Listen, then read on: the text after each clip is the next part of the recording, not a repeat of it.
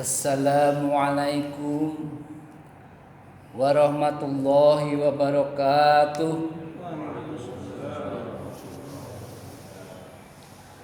Alhamdulillahirabbil alamin. Alhamdulilladzi khalaqas samawati wal ard wa ja'ala dzulumati wan nur tsummal ladzina kafaru bi rabbihim ya'dilun. Asyhadu an la ilaha illallah wa asyhadu anna Muhammadar Rasulullah. Allahumma sholli ala Muhammad wa ala ali Muhammad. Alhamdulillahirabbil alamin. Alhamdulillah, kita selalu senantiasa berusaha untuk bersyukur kepada Allah atas limpahan kenikmatan yang telah kita terima, kita selaku hambanya. Teramat banyak nikmat-nikmat yang telah kita terima, namun sangat sedikit syukur kita yang telah kita berikan kepada Allah Subhanahu wa ta'ala. Mudah-mudahan Allah menggolongkan kita sebagai hamba yang bersyukur. Innahu kana 'abdan syakuron. Walaupun kita menyadari bahwa syukur kita itu tidak akan mampu untuk menebus semua kenikmatan-kenikmatan yang Allah berikan kepada kita. Perihal ini Allah Ta'ala tegaskan di dalam surat Luqman ayat 12, wa may yashkur fa innama yashkuru li nafsihi. Dan barang siapa yang bersyukur kepada Allah, maka sesungguhnya ia bersyukur pada dirinya sendiri. Wa man kafara fa innallaha ghaniyun hamid. Dan barang siapa yang tidak bersyukur, maka sesungguhnya Allah Maha Kaya dan Maha Terpuji. Artinya ini kita balik kepada kita sendiri. Kalau kita bersyukur, dampaknya kepada kita. Kalau kita tidak bersyukur, Allah sangat kaya, tidak butuh syukurnya umat ataupun manusia yang enggan bersyukur. Bapak, dan Allah Maha tahu bahwa hambanya yang bersyukur itu sedikit. Allah pertegas dalam surat Saba surat 34 ayat 13, wa qalilum min ibadi syakur. Manusia itu yang bersyukur itu sedikit. Mudah-mudahan di antara kita ini yang termasuk sedikit itu.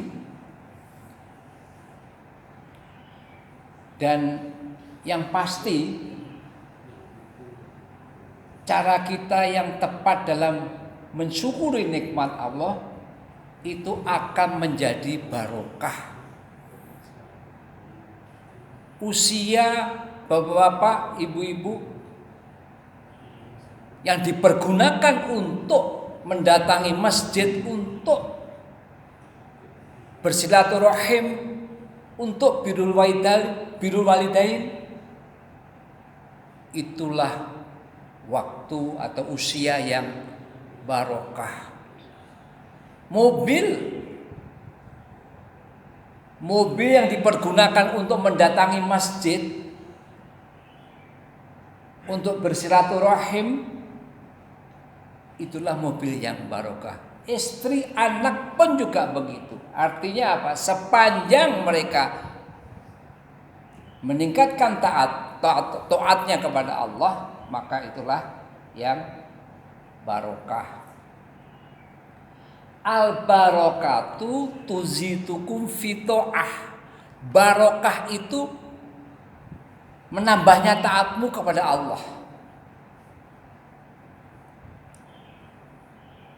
Kalau kita lihat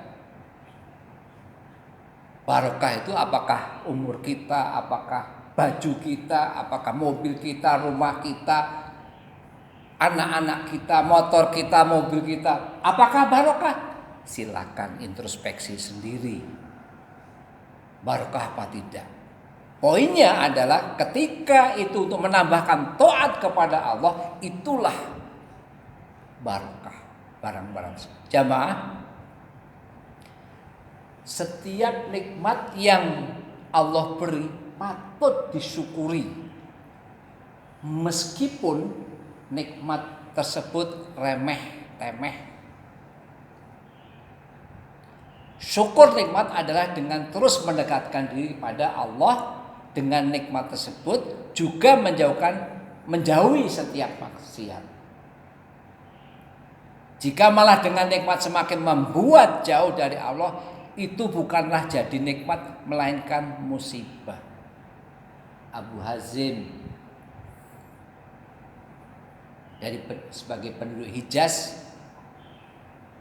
mengatakan, kullu nikmatun la tuqaribu minallah fahiya baliyatun.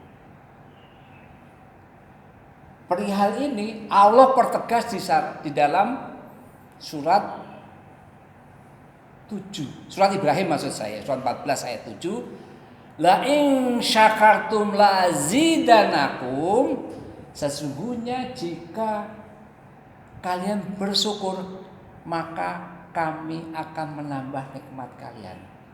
Artinya kalau kita mensyukuri nikmat Allah, maka Allah akan tambah itu. Ini merupakan firman Allah. Jadi harus kita iakan, harus kita imani. Tafsir Ibnu Katsir perihal ini mengatakan, sesungguhnya jika kalian mensyukuri nikmatku yang telah kuberikan kepada kalian, pasti aku akan menambahkan bagi kalian. La in syakartum la zidanakum. Sesungguhnya jika kalian bersyukur, pasti kami akan menambah. Nah, itulah benar. Wala in kafartum. Dan jika kalian mengingkari nikmatku, artinya ogah-ogahan bersyukur, datang ke masjid ogah-ogahan, infak ogah-ogahan, malas. Maksudnya tafsir kasih dalam hal ini, jika kalian mengingkari nikmat-nikmat itu dan kalian menyembunyikannya serta tidak mensyukurinya, jadi disembunyikan dan tidak bersyukur, inna adzabi lasyadid, maka sesungguhnya azabku sangat pedih. Kembali Ibnu Katsir mengatakan, dengan mencabut nikmat-nikmat itu dari mereka dan Allah menyiksa mereka karena mengingkarinya. Selawat dan salam mari kita aturkan kepada uswatun hasanah kita, Nabi akhir zaman, Nabi Muhammad sallallahu alaihi wasallam. Juga kepada kerabatnya, sahabatnya, para salafus saleh, tabi'in, tabi'ut tabi'in, dan kaum mukminin mukminat yang istiqomah hingga akhir zaman. Termasuk diri kita nih yang insya Allah yang berkumpul di Baitullah ini dan selalu mengikuti para salafus soleh, semoga kita menjadi salah satu penghuni surga ridwanullah alaihim. Iwatul iman azanalu wa iyakum. Di menjelang akhir zaman seperti saat ini, salah satu ayat memastikan datangnya kiamat yang merupakan akhir zaman, yaitu surat Toha ayat 15. Innas sa'ata atiyatun. Sesungguhnya hari kiamat itu akan datang. Lalu Rasulullah mengingatkan kita dalam hal ini. Dalam hadis riwayat Bukhari dan Muslim, Rasulullah bersabda, inna min asyrati sa'at. Sesungguhnya di antara tanda-tanda hari kiamat ini kiamat. Tapi itu kiamat besar. Tapi kiamatnya untuk kita itu bisa terjadi kapanpun juga. Karena Allah juga sudah ingatkan itu kepada kita. Wa ma tadri nafsun bi ai ardin tamu. Nah, Rasulullah bersabda, sesungguhnya di antara tanda hari kiamat an yurfa'al ilm adalah ilmunya itu diangkat. Artinya apa? Para ulama, para ustadz diangkat. Artinya apa? Dimatikan. Lalu wayak surol jahlu, kebodohan itu muncul. Artinya bukan bodoh otaknya, tapi bodoh ketika tidak bisa melakukan apapun juga di dunia tidak berdasarkan agama, nggak ngerti. Kemudian wayak suruzina, perzinahan merajalela. Kalau kita lihat di sepanjang jalan ke arah kota sana, naudzubillah min dzalik, merajalela. Bahkan sekarang sudah memasuki ke kampung-kampung. Wayak surbul khamr, minum-minuman keras merebak luas. Iya. Warung-warung jualnya bir, mencekoi anak-anak kita atau orang kita, termasuk dalam hal ini apa? Narkoba. Naudzubillah min dzalik. Wayakil rijal, kaum prianya sedikit. Kalau di masjid ini kaum prianya banyak, tapi di tempat lain kaum prianya sedikit. Wayak surun nisa'u, dan kaum wanitanya banyak perbandingannya. Hatta yakunal qamsina amratal qayyimul wahid, hingga 50 orang wanita hanya memiliki satu orang laki-laki yang menanggung urusan kita. Dan ini mungkin sudah terjadi. Itu tanda-tanda kiamat dari sabda Rasulullah SAW dalam hadis riwayat Bukhari dan Muslim. Nah, setelah itu juga munculnya banyak fitnah di tengah-tengah kaum muslimin yang berbentuk macam-macam. Salah satunya kita lihat aja. Ada orang yang mengkafirkan dan memfasikkan orang lain. Ketika orang itu tidak sesuai dengan itu, kafir kau.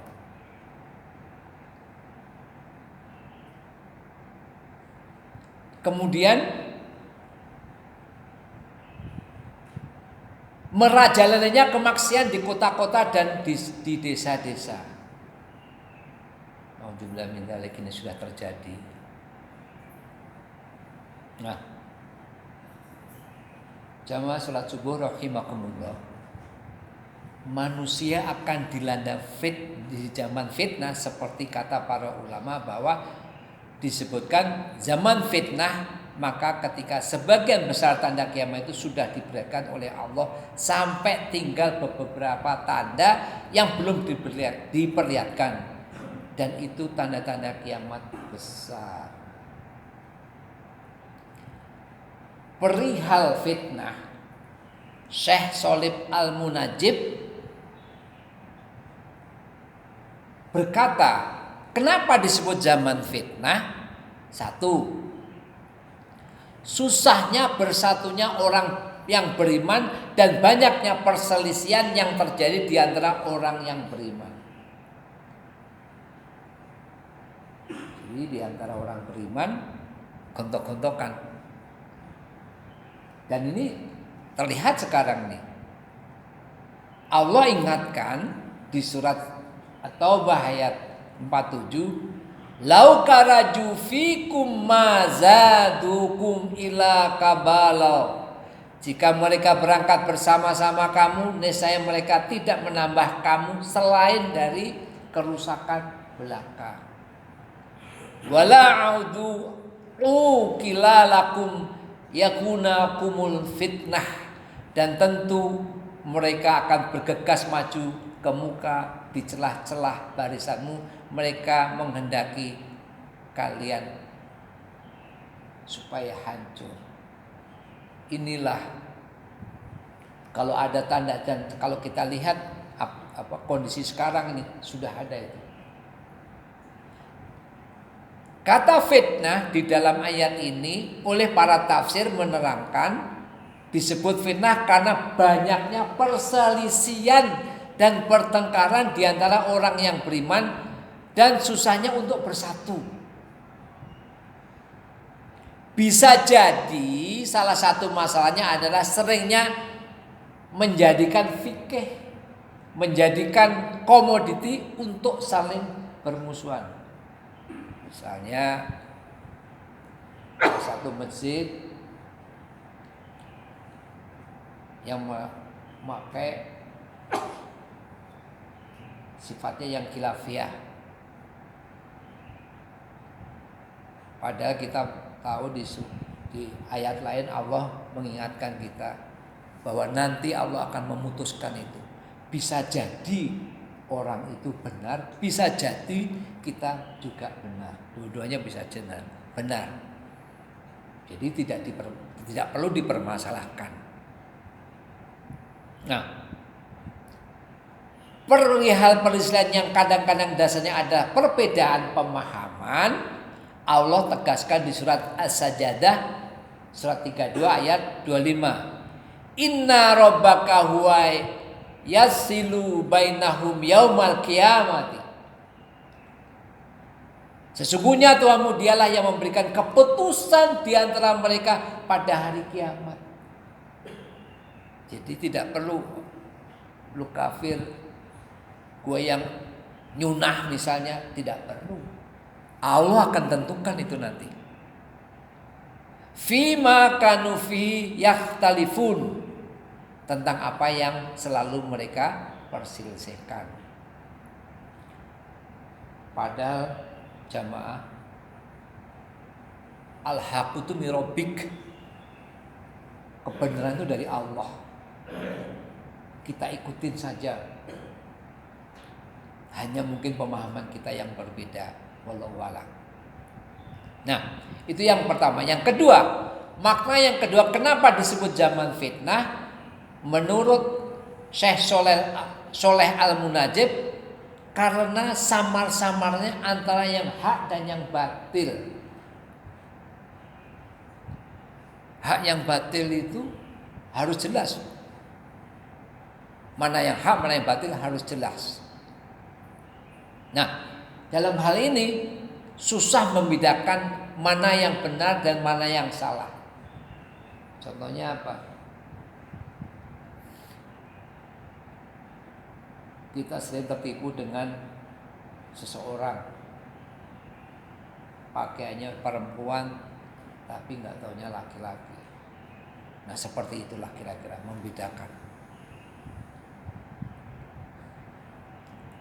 Allah tegaskan di surat Al-Anfal ayat 73, ila taf'aluhu takun fitnatun fil ard wa fasadum kabir. Jika kamu hai orang muslim tidak menjelaskan apa yang diperintahkan Allah, niscaya akan terjadi kekacauan di muka bumi dan kerusakan yang besar. Allah sudah ingatkan untuk kita tegas dalam hal ini. Fitnah di ayat ini dikatakan para ulama samar-samar antara yang hak dan yang batil, susah untuk mengenali, sulit orang itu membedakan yang satu dengan yang lain. Bagaimana caranya bisa? Tentu kalau kita taqarrub ilallah, selalu mendekatkan diri pada Allah, makom kita dekat dengan Allah, pasti Allah kasih jalan.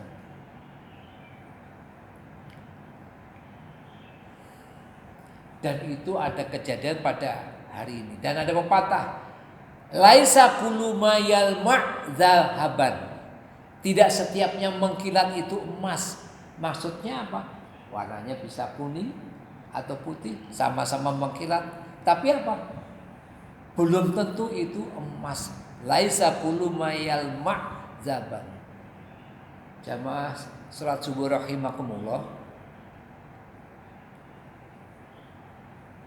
Bahkan untuk menentukan sesuatu, ada pertanyaan yang lain misalnya, terpaksa kita harus satu-satunya, karena kemampuan manusia terbatas, maka hanya kepada Allah kita meminta pertolongan. Nasrullahnya itu dari Allah. Dan kesempatannya di mana? Ketika salah satunya adalah sepertiga malam terakhir, atau ketika baca sholat fardu misalnya. Bapak-bapak, ada doa yang dilazimkan, yang biasa kita lazimkan,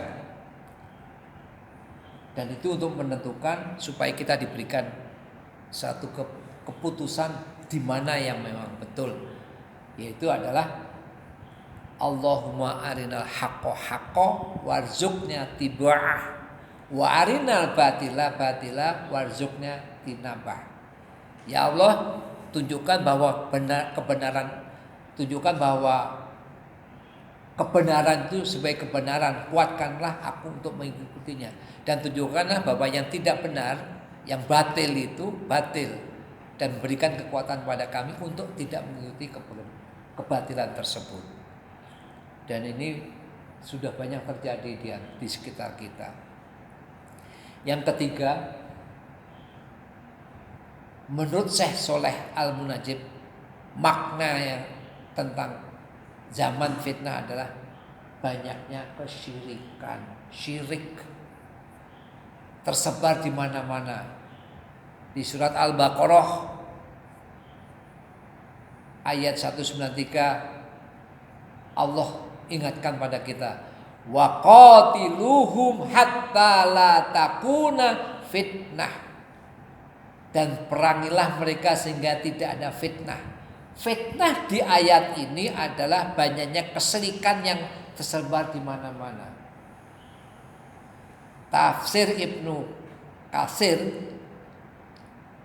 contoh gampangnya adalah ini sekarang bulan Oktober, November, dan Desember.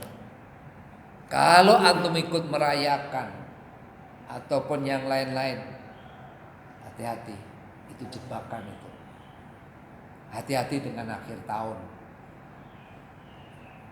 Nah, bahkan salah satunya yang lainnya adalah adanya orang yang bisa memprediksi, memperkirakan, mempunyai indra keenam untuk bagaimana tahun 2023. Hal-hal semacam itulah yang menurut agama, menurut kita yang ahli sunnah wal jamaah tidak tepat, jangan diikuti. Kesimpulannya apa? Kenapa saat ini atau hari ini disebut zaman fitnah? Yang pertama adalah susahnya bersatunya orang yang beriman dan banyaknya perselisihan yang terjadi di antara orang-orang yang beriman. Yang kedua, samar-samarnya antara yang hak dan yang batil. Yang ketiga, banyaknya kesyirikan. Dan yang keempat, karena banyak kemunafikan, banyak orang munafik yang tersebar di antara umat. Itulah zaman fitnah, itu artinya yang kita tetap harus mendekatkan diri kepada Allah. Karena the one and only, satu-satunya Nasrullah, pertolongan Allah itu sangat kita butuhkan. Tidak perlu kita bicara minta tanya kepada manusia, karena kalau manusia yang kita tanya, siap-siaplah kecewa. Untuk itulah mari kita tingkatkan iman dan takwa kita sampai dengan datangnya panggilan Allah yang sangat lembut. Panggilan itu adalah ya ayyuhan nafsu mutmainnah irji'i ila rabbiki radiyatun mardiyah fadkhuli fi ibadi wadkhuli jannati. Hai jiwa yang tenang, kembalilah kepada Tuhanmu dengan hati yang puas lagi diridhoinya, maka masuklah ke dalam jamahku, hamba-hambaku, masuklah ke dalam surgaku. Itu hal-hal yang perlu disampaikan pada kesempatan ini. Al-haqqu min rabbika fala takunanna minal mumtarin. Kebenaran dari Rabbmu dan janganlah kamu termasuk orang yang ragu-ragu. Wallahu a'lam bishawab. Mari kita tutup dengan doa kafaratul majlis. Subhanallahumma wa bihamdika asyhadu alla ilaha illa anta astaghfiruka wa atubu ilaik. Assalamualaikum warahmatullahi wabarakatuh.